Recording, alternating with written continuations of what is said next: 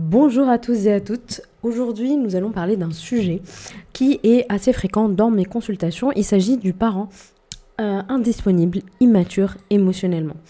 Avoir un parent qui est émotionnellement immature est un vrai défi puisque ça affecte profondément le développement émotionnel et psychologique d'un enfant. L'immaturité émotionnelle chez un parent, elle se manifeste souvent par un manque de responsabilité émotionnelle, des comportements impulsifs, une incapacité à réguler ses propres émotions, ou à même comprendre celle des autres, et une tendance à éviter la responsabilité de ses actes ou de ses sentiments, de ses émotions.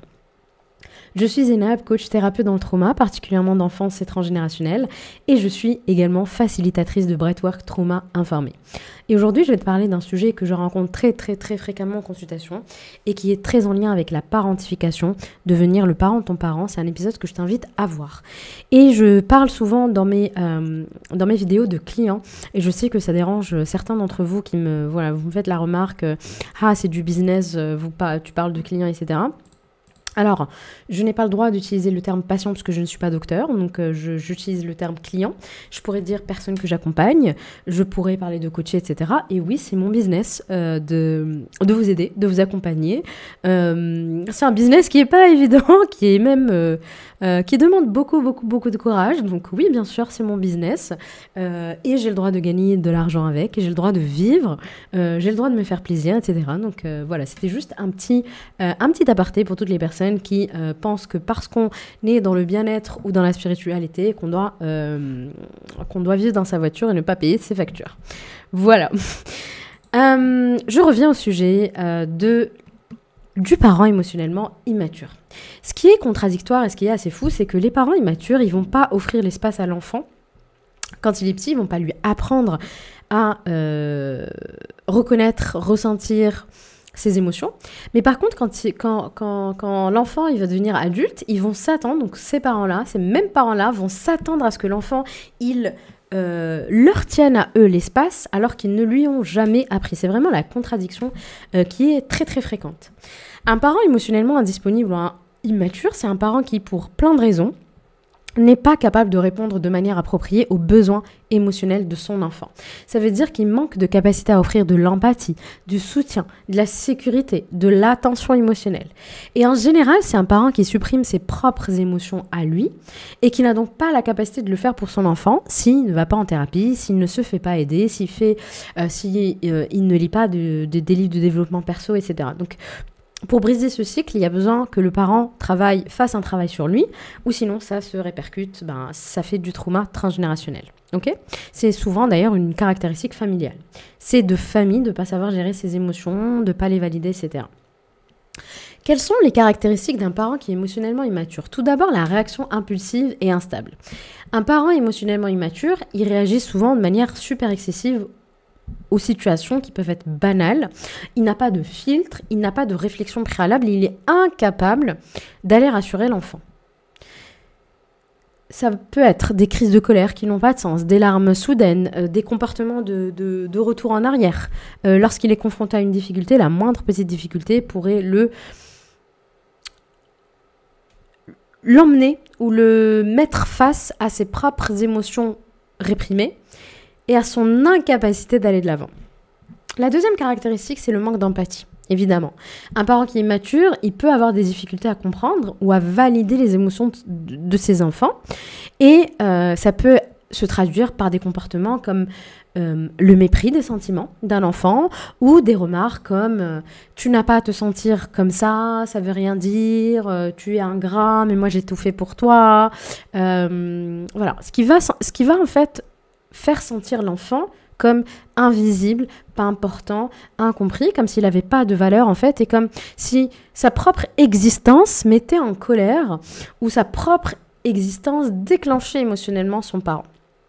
Et je suis sûre que vous êtes très nombreux à comprendre de quoi je parle. Troisième caractéristique, c'est la responsabilité qui est défaillante. Il y a une responsabilité émotionnelle qui n'est pas là. Puisqu'un parent émotionnellement immature, il a souvent du mal à accepter la responsabilité de ses propres émotions, de ses propres actions. Par exemple, s'il est en colère, il peut accuser l'enfant de l'avoir mis en colère. C'est de ta faute si je suis en colère. C'est de ta faute si je me sens comme ça.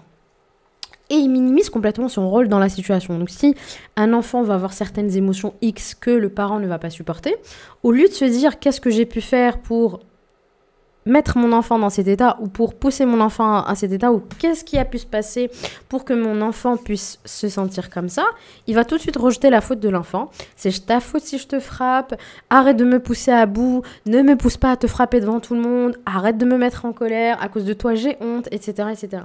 Et c'est des choses que moi j'ai vécues bien sûr, que les personnes que j'accompagne vivent et que j'entends très très fréquemment, un peu partout dans les supermarchés ou autres. C'est quelque chose qui est banalisé et on se rend souvent pas compte de l'impact de ça en fait. Quatrième caractéristique d'un parent comme ça, c'est l'évitement de l'intimité émotionnelle. Un parent immature, il peut éviter des conversations profondes, des moments d'intimité émotionnelle.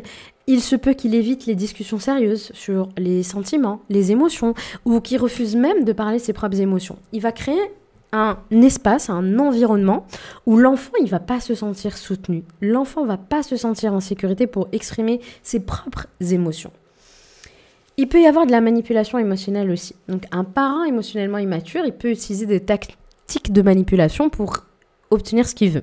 Il peut culpabiliser, il peut utiliser des tactiques de chantage émotionnel ou encore jouer la victime, hélas, pour obtenir l'attention de la validation. Et là, on est dans la parentification plus. Il joue le rôle d'un enfant qui a 5 ans d'âge mental. Et son enfant qui a réellement 5 ans d'âge mental va devoir être le mature des deux. 6e et dernière caractéristique, et peut-être qu'il y a d'autres caractéristiques aussi, donc n'hésitez pas à m'en faire part si vous en trouvez, c'est le rejet des responsabilités parentales. Inconsciemment ou consciemment. Et parfois, ces parents, ils peuvent être incapables de remplir des rôles fondamentaux, basiques, de soutien et d'éducation.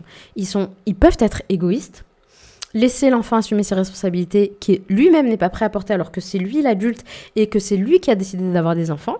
Il peut manquer de constance et de prévisibilité dans ses actions. Et ça, c'est horrible. Quand tu as un enfant qui grandit avec des parents, il a l'impression de marcher sur des œufs avec son parent ou son parent, un jour, il souffle le chaud, le froid. C'est horrible, ça développe de l'hypervigilance. C'est terrible, en fait. C'est terrible pour l'enfant. Et il y a cette espèce d'impression, ou même c'est même pas une impression, c'est ton système nerveux, il a l'impression qu'il est face à un danger tout le temps, parce que tu ne sais pas quand est-ce que ton parent va exploser, et tu as l'impression que s'il explose, c'est ta faute. Donc tu essaies de te réprimer à max, limite juste tu respires un tout petit peu, tu es même en apnée pour la plupart, pour ne pas déranger ton parent. Si sécuriser ton enfant intérieur ou si commencer un travail avec ton enfant intérieur t'intéresse, j'ai un e-book gratuit offert. Je te mets le lien en barre d'infos où tu auras un questionnaire pour savoir où est-ce que tu te situes un petit peu. C'est une sorte d'autodiagnostic de ton enfance. Tu auras aussi 3 exercices pour pouvoir commencer ce travail-là.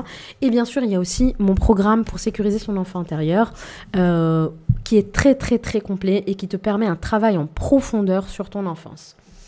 Il y a un livre qui est génial, qui, hélas, je ne sais pas s'il est traduit en français, c'est un livre de Lindsay Gibson, Adult Children of Emotionally Immature Parents. Si vous avez la possibilité de le lire en anglais, lisez-le, il est génial.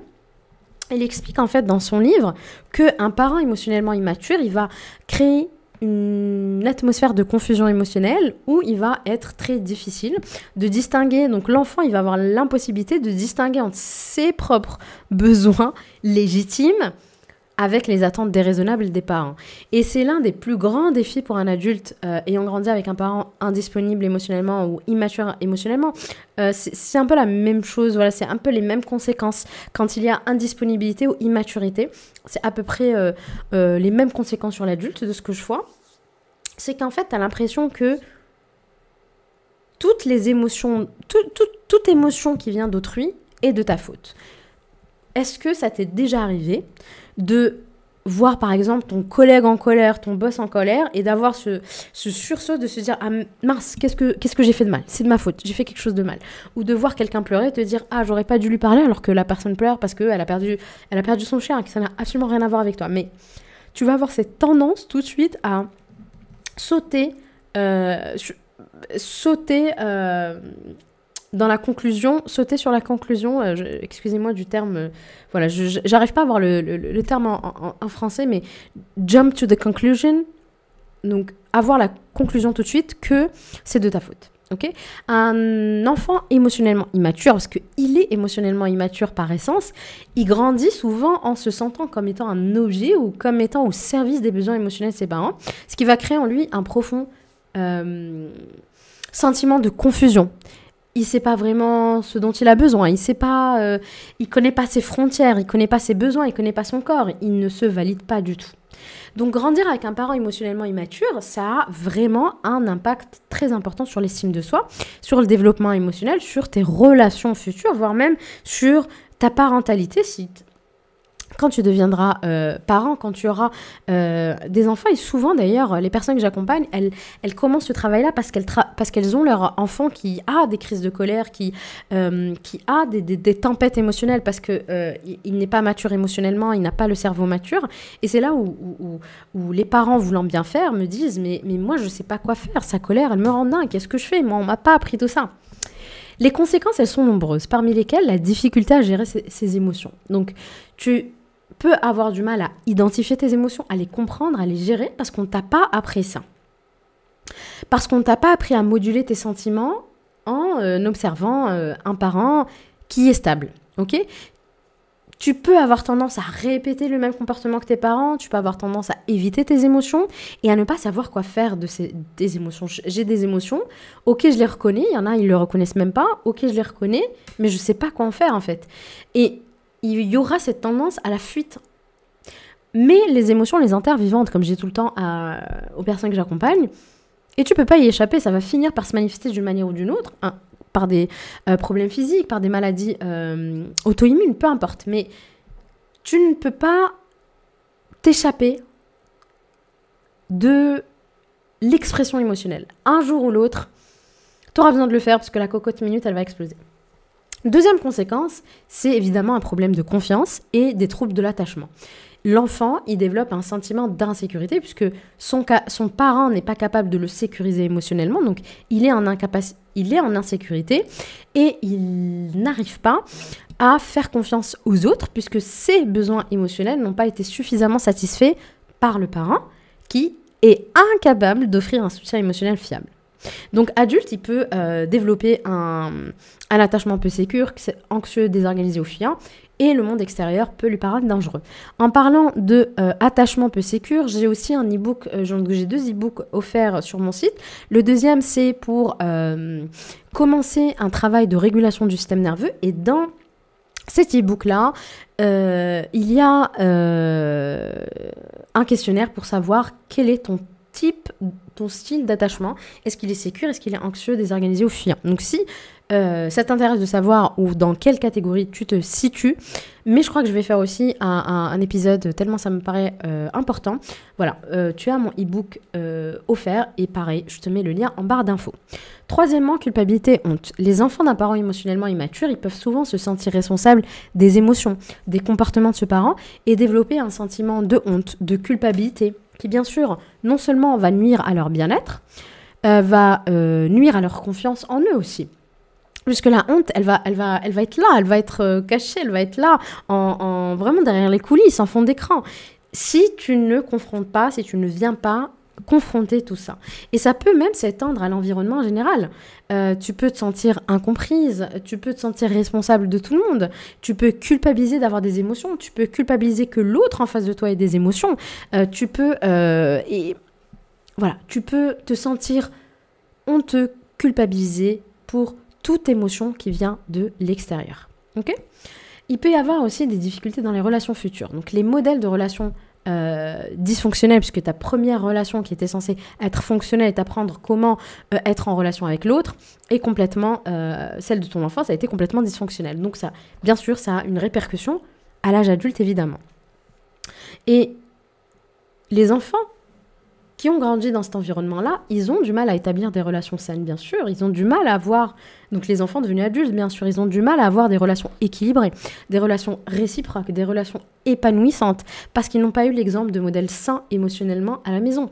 Et en général, on va répéter les schémas de dépendance, de rejet, de dysfonctionnement, Et ça va être des personnes qui vont pas savoir dire non, qui vont pas avoir de limites et qui vont me dire en consultation, je sais pas pourquoi j'attire toujours le même type d'homme.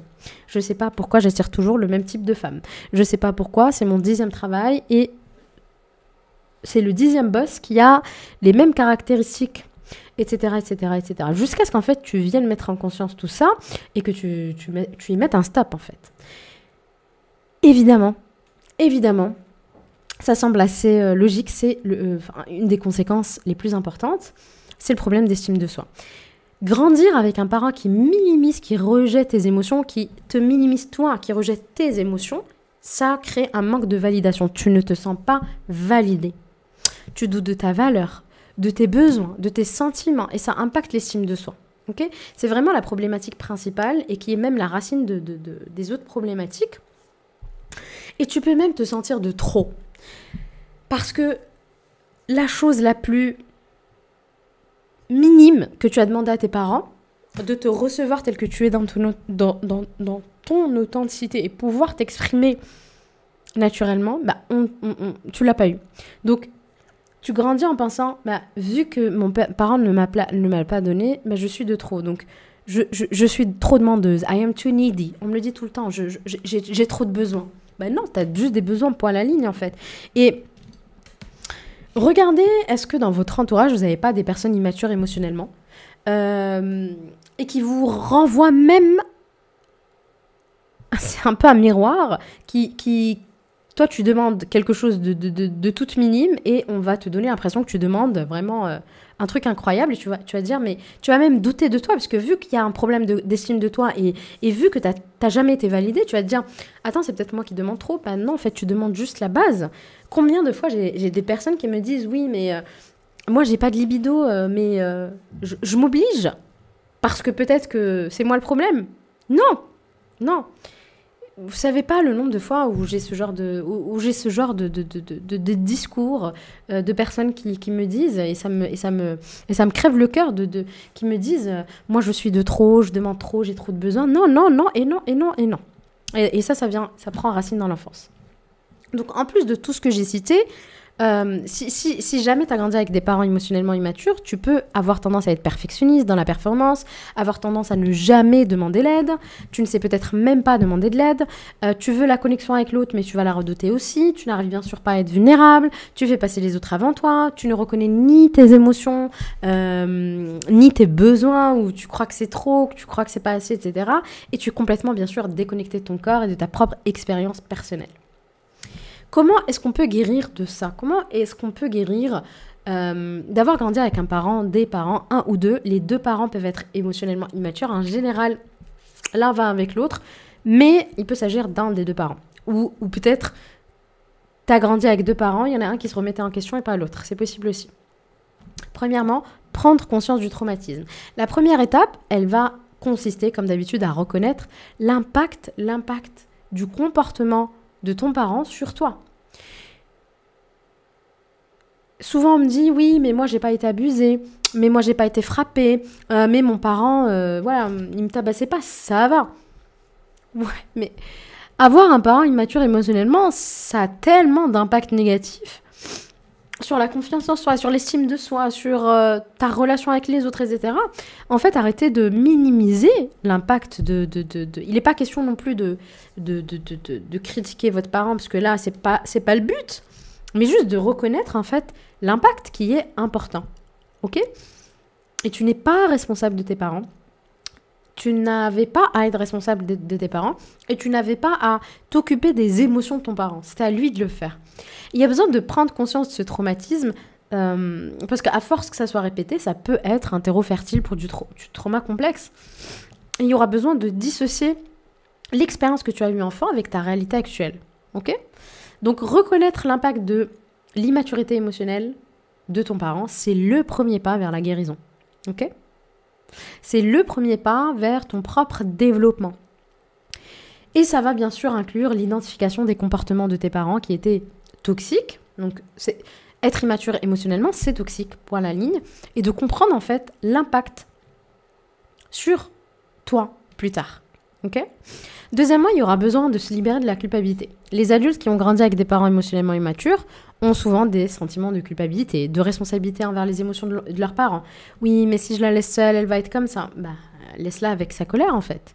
Il est essentiel d'apprendre à se libérer de cette culpabilité, c'est très important, et de comprendre que l'immaturité de ton parent n'est pas de ta faute. Je répète, l'immaturité de tes parents n'est pas de ta faute. Troisièmement, il y aura besoin de refaire l'éducation émotionnelle. Apprendre à reconnaître tes émotions, à les valider bien sûr, à comprendre tes propres émotions, c'est hyper important pour libérer les schémas hérités. Et ça peut passer par des livres, des ateliers, de la thérapie idéalement, qui vont te permettre de mieux comprendre la gestion émotionnelle et d'avoir des outils pour interagir de manière plus équilibrée avec toi-même et les autres. Donc, on fait ça en coaching en one-to-one si vous voulez. Et si vous êtes déjà en thérapie mais que vous avez besoin de quelque chose de plus pratique, il y a le breathwork dans lequel on apprend à s'asseoir avec ses émotions, à être avec ses émotions, à les laisser sortir et à les exprimer. Donc, si tu n'as pas eu cette éducation enfant, parce que tes parents, ils étaient impossibles de le faire, vu qu'ils étaient immatures émotionnellement, bah, aujourd'hui, il y aura besoin que tu refasses cette éducation. Quatrièmement, apprendre à établir des frontières saines. Tu te doutes bien que tu ne sais pas mettre de limites, ou en tout cas que ça a été quelque chose de très difficile. Donc, il y aura besoin d'apprendre à poser tes limites avec... bien sûr avec les autres en général, mais avec ce parent-là aussi. Et c'est important pour protéger ton espace émotionnel. Pratique. Mets en place des pratiques de somatique pour pouvoir dire non, pour pouvoir te remettre à ta place. Une pratique qui est simple, c'est juste de prendre sa main et de se remettre en arrière comme ça. Je reprends ma place en fait. Je suis l'enfant, tu es le parent, donc je reprends ma place, même somatiquement. Vous voyez, avec le doigt comme ça. Sortir de la culpabilité, ok. Apprendre la distanciation émotionnelle. Et cela va dépendre de ton histoire. Cela va dépendre de la relation que tu as avec tes parents, etc. Et du degré de toxicité de tes parents, de ce dont tu as besoin, de ce que tu veux. Mais il y aura besoin de mettre des limites avec ton parent. Ça peut être réduire le contact. Ça peut être leur parler moins. Ça peut être ne plus les voir. Ça peut être juste la distanciation émotionnelle que tu vas apprendre, etc., etc. Chacun, il n'y a pas de règle. Chacun devra mettre en place les limites qui lui semblent les plus saines. Okay. Ensuite, tu auras besoin de développer des relations saines. Donc, cultiver des relations avec des personnes émotionnellement disponibles, compréhensives, matures, qui te valident. Donc, souvent, quand on a grandi avec ce genre de parents, on va avoir tendance à répéter ce schéma-là. Donc, on va avoir tendance à trouver des amis qui ne nous valident pas, un compagnon qui ne nous valide pas, un boss qui ne nous valide pas, etc., etc. Donc, cultiver ce genre de relation et surtout commencer à cultiver cette relation avec vous-même. Soyez la première personne à valider vos émotions. Ne cherchez pas directement en fait à trouver quelqu'un qui te valide l'émotion parce que sinon c'est l'autre qui va te guérir. C'est important d'avoir des relations bien sûr saines, mais sois ta propre relation saine avec toi-même en fait. Et il y aura besoin de s'entourer de personnes matures émotionnellement. Et si la seule personne mature émotionnellement c'est ton thérapeute, c'est déjà un très très bon début. Ok. Et bien sûr, sois cette personne envers toi-même. Voilà. Donc, tu ne peux pas attendre d'avoir un entourage qui te valide si toi-même, tu ne te valides pas. Ok. Ensuite, l'autocompassion et la guérison. Donc, il y a besoin de pratiquer l'autocompassion et d'apprendre à se traiter avec bienveillance, avec douceur, avec gentillesse. L'enfant qui est devenu un adulte, il peut... continuer en fait cette non-validation de soi-même et en général ce sont des personnes qui vont se juger très sévèrement pour leur propre faiblesse émotionnelle. Ah mais c'est nul, donc elles vont commencer leur phrase par c'est bête mais, c'est nul mais, ok. Et je suis obligée de les reprendre tout le temps, mais c'est important de t'offrir cet espace-là pour grandir, pour guérir. Et ensuite on travaille sur la guérison intérieure et parfois la guérison elle vient d'un travail à l'intérieur pour se réconcilier avec son passé, pour que le passé ne t'emprisonne plus, pour que le passé ne t'empêche plus de vivre en fait. Et ça va impliquer de réécrire son histoire personnelle, de donner un nouveau sens à ton vécu et de bien sûr de reparenter ton enfant intérieur. Et ça, on apprend à le faire dans mon programme pour sécuriser son enfant intérieur, de faire le deuil de ce que tu n'as pas eu pour guérir cette partie-là qui... En fait, refermer, cicatriser cette plaie qui est encore ouverte, qui est béante, ok ? Avoir un parent émotionnellement immature, ça laisse des empreintes importantes sur la vie émotionnelle d'un enfant qui devient adulte. Et ça se transmet en fait. Okay. Quand l'enfant lui-même devient parent, il va le transmettre et en fait, on ne va jamais s'arrêter jusqu'à ce qu'il y ait quelqu'un, peut-être c'est toi, c'est ce fameux briseur de cycle. Et le fameux briseur de cycle, en fait, c'est pas juste un terme un terme à la mode, etc. C'est un travail, c'est un don de soi, c'est un vrai travail sur soi. C'est pas quelque chose de simple tous les jours, mais il est possible de guérir. Et la guérison, elle vient souvent avec la reconnaissance de l'impact de ton passé, l'apprentissage de la gestion émotionnelle, comme je te disais tout à l'heure, et construire des relations équilibrées, tout en développant une nouvelle compréhension de qui tu es. Ok ? Il y a besoin d'apprendre à être avec ses émotions. Et comme je dis très très souvent aux personnes que j'accompagne, et je le dis tout le temps en séance de breathwork, asseyez-vous avec vos émotions. Apprenez à être avec vos émotions, c'est important. Et c'est une étape fondamentale de la guérison. You cannot heal without feeling. Tu ne peux pas guérir sans ressentir.